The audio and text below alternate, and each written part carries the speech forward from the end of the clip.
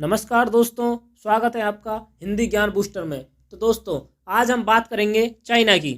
दुनिया की दूसरी सबसे बड़ी अर्थव्यवस्था, जो कभी चमकता जहाज था, आज वो डूब रहा है।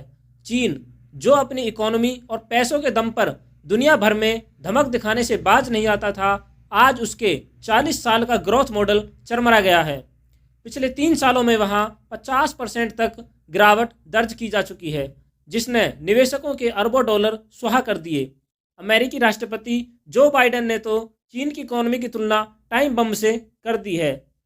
चीन की अर्थव्यवस्था को लेकर अमेरिकी वॉल स्ट्रीट ने लिखा कि चीन की इकोनॉमी स्लो ग्रोथ के युग में प्रवेश कर चुकी है। वॉल स्ट्रीट के मुताबिक चीन की अर्थव्यवस्था की ये हालात शॉर्ट टर्म वाली नहीं है, बल्कि लंबे समय तक इसका असर दिखेगा। चीन का कर्ज अब उसके लिए मुसीबत बन चुका है। साल 2022 तक चीनी सरकार के स्वामित्व वाली कंपनियों का कुल कर्ज चीन की जीडीपी का करीब 300% हो चुका है। रॉयटर्स की रिपोर्ट के मुताबिक चीनी निवेशक चीन के बाजार से अपना पैसा निकाल रहे हैं। चीन से पैसा निकालकर वो विदेशों में निवेश करने लगे हैं। जनवरी 2024 में चीन से बाहर जाने वाले निवेश में 50% की बढ़ोतरी हो गई है। वहीं चीन के म्यूचुअल फंड में होने वाले निवेश में 35% की गिरावट आई है। चीन की करेंसी भी बुरे दौर से गुजर रही है। चीन का युआन गिर रहा है। मार्च 2023 में जहां डॉलर के मुकाबले युआन 6.9 था, वो मार्च 2024 में गिरकर 7.2 युआन हो गया। चीन के शेयर बाजार बीते 6 महीने में 2.6% तक गिर चुके हैं। अब बात करते हैं कि चीन की हालात इतनी ख़राब क्यों हुई। तो चीन की इकोनॉमी की खस्ता हालात के पीछे जानकार शी जिनपिंग की नीतियों को जिम्मेदार मानते हैं। 1978 में चीन का जीडीपी ग्रोथ 9% था, जो कि साल 2023 में गिरकर 5.3% और 2024 में सिर्फ 5% रह चुका है। चीन की सरकार भले ही भरोसा दिला रही है कि वो वापसी करेंगे, लेकिन हालात ये हैं कि बीते साल चीन का एफडीआई न्यूनतम स्तर पर पहुंच गया है।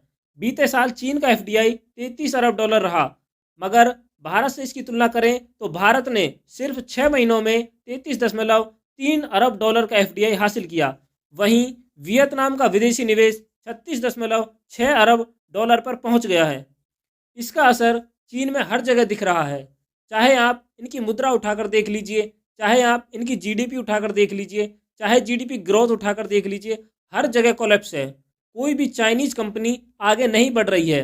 हर जगह ज़बरदस्त आर्थिक मंदी छा गई है और चीन के इस इकोनॉमिक कोलैप्स पर जले पर नमक छिड़क दिया है भारत और अमेरिका ने। दरअसल अमेरिका के पैसे, अमेरिका का जो फॉरेन डायरेक्ट इन्वेस्टमेंट था, उसी के दम पर चीन की कंपनियां इतने ज़्यादा इतराती थी, इतनी ज़्यादा विशालकाय हो चुकी थी कि दुनिया भर को डोमिनेट करनी चली थी। लेकिन अब अमेरिका ने अपने इस पैसे को डाइवर्ट करना शुरू कर दिया है और इसका परिणाम यह है, इसे आप स्क्रीन पर देखिए। चीन के अंदर एफडीआई कोलैप्स है। जी हाँ, लिटरली यही शब्द यूज किया जा रहा है कि चीन में जो विदेशी निवेश आ रहा था, वो पूरे तरीके से धाराशायी हो चुका है, लगभग ख़त्म होने की कगार पर है। और इसका फ़ायदा किसे मिल रहा है? भारत को। दरअसल यह दुनिया भर का जो इन्वेस्टमेंट आ रहा है, खास करके अमेरिका से जो एफडीआई आ रहा है, इसकी मदद से भारत में बड़े बड़े सेमीकंडक्टर के प्लांट लग रहे हैं, बड़ी बड़ी मैन्युफैक्चरिंग यूनिट खुल रही हैं। अमेरिकी मोबाइल फ़ोन निर्माता कंपनी एप्पल, वो हर महीने $1 बिलियन के आईफोन बनाकर एक्सपोर्ट कर रही है। और इतना ही नहीं, हाल ही में भारत सरकार ने एक ऐसे सेमीकंडक्टर पावर प्लांट को अप्रूवल दिया है जो कि $15 बिलियन का होगा। जी हाँ, कई देशों की जीडीपी नहीं होती $15 बिलियन की। भारत में एक सेमीकंडक्टर की फैक्ट्री लगेगी और यह सब कुछ किसकी कॉस्ट पर हो रहा है? चाइना की।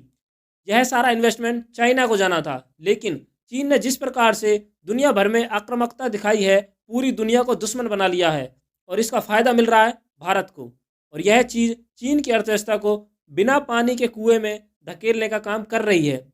यानी कि दिन प्रतिदिन इनकी अर्थव्यवस्था की हालत नाजुक होती जा रही है। और इस मामले पर फ़िलहाल इतना ही। ऐसी ही महत्वपूर्ण जानकारी के लिए चैनल को सब्सक्राइब कर बेल आइकन को ज़रूर दबाएं, ताकि हमारी लेटेस्ट वीडियो आप तक पहुंच सके। धन्यवाद। जय हिंद।